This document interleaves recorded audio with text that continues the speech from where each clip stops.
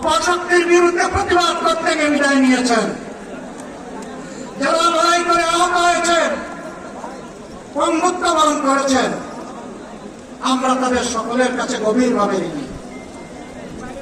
মহান আল্লাহর দরবারে তৌফিক চাই, বাংলাদেশ জামাতে ইসলামীর অস্তিত্ব যতদিন থাকবে আল্লাহ যেন তাদের ঋণ পরিশোধ করার শক্তিটাও ততদিন আমাদেরকে দান করেন।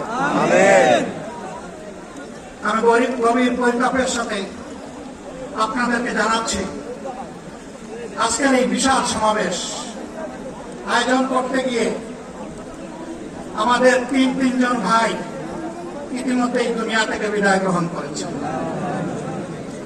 খুলনার ডাকপুর উপজেলার আমির জনাব মৌলানা আবু সাইদ বিদায় নিয়েছেন। পাবনার বয়োজ্যেষ্ঠ একজন মুরব্বী জনাব মুস্তাফিজুর রহমান, তারা এই আয়োজনে আসতেই পারেন। আসার পথেই আল্লাহ তাআলা তাদেরকে তার কাছে তুলে নিয়েছেন। আরেকজন ভাই এখানে অসুস্থ হয়ে তিনিও ইন্তেকাল করেছেন, শাহ আলম।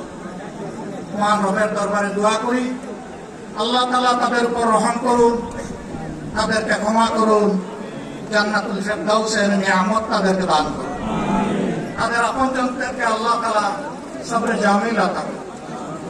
সম্মানিত ভাইয়েরা, আবু সাইদরা যদি বুক পেতে না দাঁড়াত, জাতির মুক্তির জন্য যদি বুকে গুলি লুফে না, হয়তো আজকের এই বাংলাদেশটা আমরা দেখতাম না।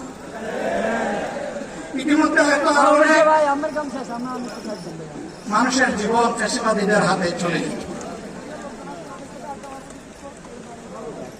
24 জীবন বাজি রাখা এই যুদ্ধটা যদি না হতো, তাহলে আজকে যারা বিভিন্ন ধরনের কথা এবং দাবি দাওয়া পেশ করছেন, তারা তখন কোথায় থাকতেন? অতএব আসুন, যাদের ত্যাগের বিনিময়ে আল্লাহ তাআলার এই নিয়ামত পাওয়া, তাদেরকে যেন অবজ্ঞা এবং অবহেলা না করে, শিশু বলে তাদেরকে যেন তুচ্ছ তাচ্ছিল্য না, অহংকার বলে অন্য দলকে যেন তুচ্ছ তাচ্ছিল্য না, অরাজনৈতিক ভাষায় আমরা যেন কথা না।